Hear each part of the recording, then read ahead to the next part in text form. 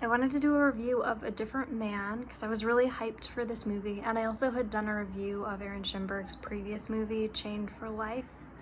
Chained for Life also stars Adam Pearson and explores themes around disfigurement and portrayal of disfigurement in art and media, theater in the case of A Different Man. I think the impulse to compare the movies is probably wrong.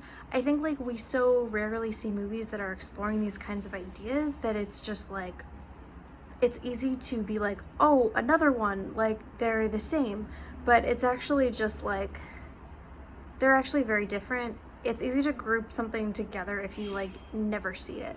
But I would say Chained for Life is much more about movies and ideas than it is about the characters. Well, I guess A Different Man is like very much about ideas too, but it's about the idea of this one guy's relationship to his disability and also just like the type of person that he is with or without his disability. So basically the movie is about Sebastian Stan, a disfigured guy who's kind of a sad sack, and he's miraculously cured and looks like Sebastian Stan, so he thinks everything's gonna be great. But then he has to contend with a bunch of issues, including Adam Pearson's character, who looks like he used to look, but has a totally different personality, is like really outgoing and bubbly in this kind of like almost over the top caricature way, and is just like successful in the way that Sebastian Stan's character never was and still isn't, because that's just not who he is. So I think like one of the most enjoyable things about this movie and the most groundbreaking is just that it's about two disabled people, and like how depressing is that? But I feel like even when you have like a good portrayal of a disabled character, it's usually just one person, and the dynamic between seeing these two characters and the contrast between them and the different way that they each move through the world, even though in some ways people are reacting to both of them in the same shitty way and doing some of the same things, they both just deal with it in such different ways. And I also think like I think like it could have been played in a way where it's like Adam Pearson's character Oswald is just great and Sebastian Stan just sucks and like should have been more like him. But I think like because the Adam Pearson character is so over the top, and it's like at every single moment, like whenever you look at him, he's like being like really charming and bubbly, and he's like going up to sing karaoke, and he's like impressing everyone and like seducing everyone. It's like the character is kind of annoying at a certain point because he's a Mary Sue, and I think like that really helps. It helps to kind of put you a little bit more in the shoes of the Sebastian Stan character, and it's just like, this guy.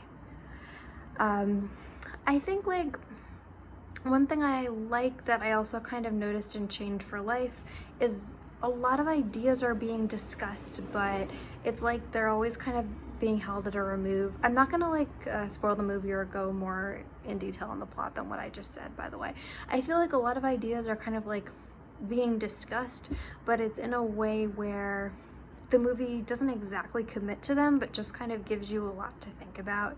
And I noticed in both movies there's this kind of interesting style where a lot of characters, like sometimes just random characters, will sort of be used as mouthpieces, and they'll just start talking about the issues that the movie is about, while like the main character just kind of listens and looks uncomfortable. And I don't know, I think it's like sort of an entertaining way to make you think about things without seeming like the movie is trying to specifically take a side. In general, I just really enjoy the style. I actually wish that it had been even more over the top than it was. I found like parts of, I guess like, I think it was like the first half of the movie before Adam Pearson shows up. I think like the first half at times to me felt like a little bit slow maybe. And then like over the course of the movie, especially the second half, it just becomes like more and more stylized. I think partly because like the Oswald character is so stylized, but also like Sebastian Stan's character also becomes more over the top as well. Something I don't know if this was on purpose, but it made me laugh. I felt that Sebastian Stan's physicality and face were being used in the same kind of like jump scare, spooky way that like sometimes disabled and disfigured actors have been used. Like he's just like, and it just like will cut to him like looking really pissed off and weird, just like this evil spirit in a corner. And that was really funny. I felt like the movie has like there's kind of a shorter sequence that is kind of like body horror, like in a really silly but fun kind of way. But I would say like most of the movie is kind of like black humor, but also this like very surreal dream logic. I think one of the parts that I really liked, well, I won't spoil it, but just like this one part when Seb Stan's character is going really off the rails, it's almost like filmed in this way where it's kind of like a montage. Like we just get like these very short scenes of him doing like these really outrageous things, and it just kind of like careens along, and it's just like really funny to watch. But I don't know, something about the kind of like weirdly like montage like quality of it, where we're not really seeing like, it's not allowed to breathe as much as it would be in kind of like a traditionally filmed movie, and that makes it really funny. But that also kind of makes it feel more dreamlike because the transitions are a bit weird. And I think like the way that there's kind of this dialogue that kind of explores ideas, but does it in this way where it's like a random character coming in and like expressing their opinion in kind of like this unnatural feeling way. And then at the same time, we sometimes get this very like jerky, like, you know, camera activity, just like suddenly zooming into somebody or something like that. One of the scenes that I really liked that was kind of like indicative of like the most kind of like fun sort of like the parts of the movie that have like, that feel very like distinctive to this director, I guess, is when all the characters are watching someone being taken away in an ambulance, and then we see an ice cream truck come and start kind of like colliding and trying to get around the ambulance. Like there's always like something kind of like extra and silly like that. Like there's always just like one more silly thing on top in the really good scenes of the movie. So I really like that style. So I think like, if anything, I would just like for him to lean even more into that distinctive style. But yeah, it was really good. All the actors were really good. I wasn't familiar with the other lead actor who plays Ingrid, but she is also good. Maybe this is just me. I don't know if this was on purpose, but I just noticed that even though for most of the movie I thought they were trying to do like a realistic prosthetic for Sebastian Stan, when Adam Pearson actually came in and you see someone who actually has this condition, it's like, wow, that looks so much more natural. Like, and it's not that I think the first prosthetic was necessarily bad, and I don't know if this was on purpose, but it did kind of like highlight the difference between someone who actually has the disability playing a part versus someone who doesn't. Those are my notes.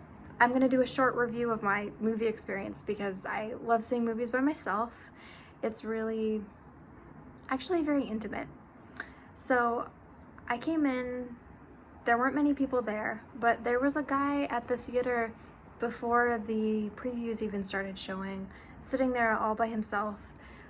He actually got up when I came in, and I thought that he was there for like the previous movie, but no, he was just going to the bathroom. He was so hyped about seeing a different man that he had come in like before the previews even started.